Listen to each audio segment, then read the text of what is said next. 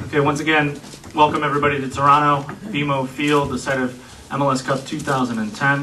With us here now are representatives of the Eastern Conference champion Colorado Rapids. We have head coach Gary Smith, captain and midfielder Pablo Mastroeni, and forward Omar Cummings. We'll start with an opening comment from the coach.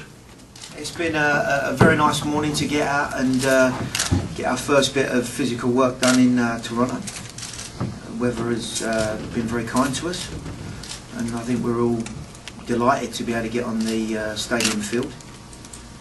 Gives us a bit of an opportunity to do some work and to feel the environment and surface that we're going to run into at the weekend. Unfortunately, it was a bit bubbly this morning. I don't know whether Dallas did a particularly good job of cutting the surface up so that we didn't have much to play on, but maybe that was Shellis's plan, get on there early and give us some problems. But we hope we've had a decent workout, and I think everyone's feeling that much better about themselves. Great. If you'd like to ask a question, just raise your hand and wait for the mic to arrive. We'll start over here on the left. Gary, can you just tell us a little bit about what you saw in Marvell that made you think you'd be a better center back than where he was previously at right back? I think given the times that I've seen him play, his defensive qualities had always been very, very good. Not just his asset of his pace, but very strong and competitive individual, and very durable. He played a good amount of games for Toronto, so it was fairly evident that in a good defensive position he was able to deal with those, knocks and bumps and bruises that you get from being a competitive defender. I always felt and looked at the individual and thought he might be able to do a good job in the middle, because he leaps like a stag, he gets off the floor extremely well, and in 1v1 situations he's very, very good. I don't think his assets are getting forward, although he can do it and he enjoys doing it when he's playing right back. I always felt that his defensive qualities lent itself to maybe being okay in the middle. He's proved me right. I mean, I was, there was always that chance that it wasn't going to quite work out that way, but I think he's made a very easy and simple transition into that centre back position. Okay, let's get down here in the front. Gary, what do you hope comes from this run by the Rapids in terms of the organization and the city and in terms of soccer? Well, personally, I hope there's some silverware at the end of it now. Mm-hmm. For the organisation, it's lovely publicity, and I think it starts to give the team and the club a better standing maybe in the MLS, because the past has been somewhat barren with success, and I have to say with probably quality of play. That has been improved. These two guys here are testimony to that, and I hope all in all that as we all move forward, the community, the fans, and our supporters in Denver are going to come out in their hordes to push us on as the seasons unfold in the future. In the middle row. Omar, can you talk about that the relationship that you have with Connor and how long that has developed? Obviously, it's so tough to find a successful strike partnership, and how you guys have matured over the last couple of years. As you said, our partnership has grown in the last couple of years, and we just try to improve on that each year. We do stuff, what we do well, we try to do, and stuff we don't do so well, we try to improve upon. And we just try to build as we go. Thanks. Pablo, sort of following up on what Gary just said. You've been in Colorado a long time, and you've, I guess, played through a lot of those barren years that he talked about. how frustrating has it been to see that the club sort of hasn't gotten the traction in Denver that maybe it deserves, that maybe the demographics of the city and the popularity of the sport in the city might suggest it should? And what do you think this run will do, or will it have an effect on sort of helping this franchise turn the corner? I think it's been tough over the years. Obviously not getting the kind of support from the community, but I think like any other city, big city or small, everyone wants to be associated with the winner. And so for us, this is a good opportunity to do that. I think, in years past when we came to the playoffs, we found ourselves somehow beating, the first seed. It was Dallas the last couple times, and find ourselves in the Western Conference playoffs, and it was like, how did we get here? I think the pieces didn't add up, and I think for this year, from the first game forward, it was pretty much that the feeling that we had a solid team, we had a direction, we had a belief, and so I'm really excited about the prospects of this game and just the whole attitude of the team and the organization. And in that last game against San Jose, to see the people come out in sub 40-degree weather on a Saturday night when there's other sports teams in the area playing, and really support us and be that 12th man was I think an indication of the town starting to support the Rapids.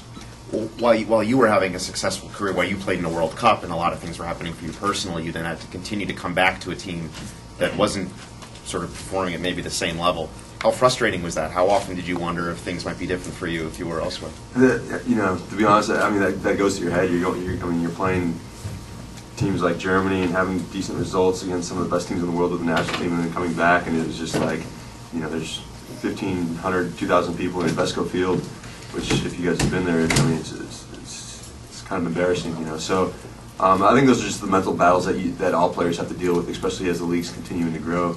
But I think we've come to a point now with the Seattles and Philadelphia's and next year, Vancouver and Portland that are going to have great fan support. And so you see things turning in the right direction, and I hope that this run this year for the Rapids is a catalyst for that in our hometown. Thank you. Second row over there. This question is for Gary and Pablo. Just talk about the mid-season arrival of Mullen and what he's been able to give your team, and especially heading into the playoffs and beyond. I think I've said on a couple of occasions that Brian had been an individual when I very first came to the MLS that stood out as a wide player, and predominantly because he was a two-way player. He wasn't just creative. He had a very good understanding of what was demanded of him defensively. And I think the additions of Brian and Mac right on the transfer deadline day not only gave us some more strength, I think it gave the group and certainly the club a lift. And there were two very different types of players, of course, but I think the emphasis then could be very much seen that we were trying to do everything we possibly could to enhance the run we were on and try and be as successful as possible, in the coming months or coming couple of months. So I think most importantly of all, it was just a very big lift for everyone. And Brian's come in and has been exactly what has given him 4 cup final appearances.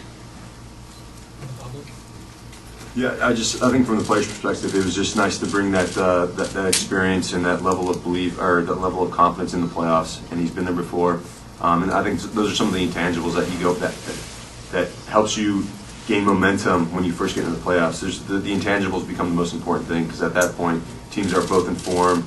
It's the little things, and I think that his level of experience brought a little bit more belief to the team, and we've been a real good group since he's been along. We're to the far left. Gary, can you talk about the play of Matt Pickens this season and sort of his maturation since coming back from England? Again, he's one of a number of players that have been at the club now for a couple of seasons or more, and his development has continued. And that year out for him, I think, had a bearing on a couple of injuries he had last year, and maybe the odd little dip in form, but most importantly for the group, and of course for him, I think he's become so much more consistent, and that's probably come with being fit and playing regularly and being the first choice on a consistent basis. I mean, I've said before, he has all the assets that you could ever want for a top-class goalkeeper. You know, he's a 6'3", strapping guy. He's agile. He makes good choices, good decisions. His distribution's decent. The only thing he hasn't got going for him is that silly beard. You know, that's his personal choice. But as a player, he's, you know, we're pleased to have him, and he certainly had a very, very good season. Let's go here in the front. Pablo, along the lines of what you were asked before, considering the downs that you've sort of experienced with this franchise, how redeeming is it to climb the ladder and score a postseason goal and get to MLS Cup with Colorado as opposed to perhaps doing it somewhere else? Well, I just think that this year, like I said, from day one, you realize whether or not you have a good team, or you're going to be a part of a good team, and I think it becomes very evident. And so, just being a part of something where you believe every day you come to training that you actually have a chance to win and not win the MLS Cup, but you're winning the next weekend. And I think that was another perspective that wasn't taken for granted. That every game was going to be a battle, and we prepared for every game as such. And when that weekend came, whether we won or lost, the mentality never changed. We never got down. We never questioned ourselves. It was always work towards the next week. And I just think that that type of a mentality was something that we haven't had in the past. And so, all the success the team had this year was just, I think it was just this common belief that we could do it.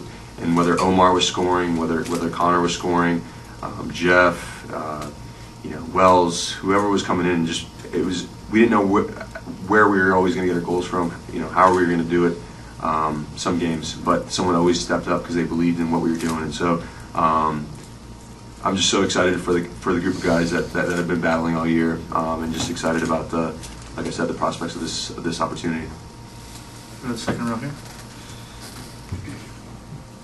Coach Smith, I just wanted to ask you, what is it about soccer that allows guys who are not tall, guys who are not super muscular, skinny guys or short guys to succeed? What is it about the game? It's a game where a lot of different body types can still be successful because of the athleticism needed in some cases, the balance and the individualism in others, and across the board it is about having a flexible and balanced group. And over the years we've seen teams that run out with 6 foot plus guys all around the field, so they become strong and very physically capable, but on any given day they can be outplayed by a 5'2", individual, technically gifted team that maintain possession of the ball. There's no set way of succeeding in this game, and I think it gives a lot of people a very nice opportunity to make a bit of a name for themselves.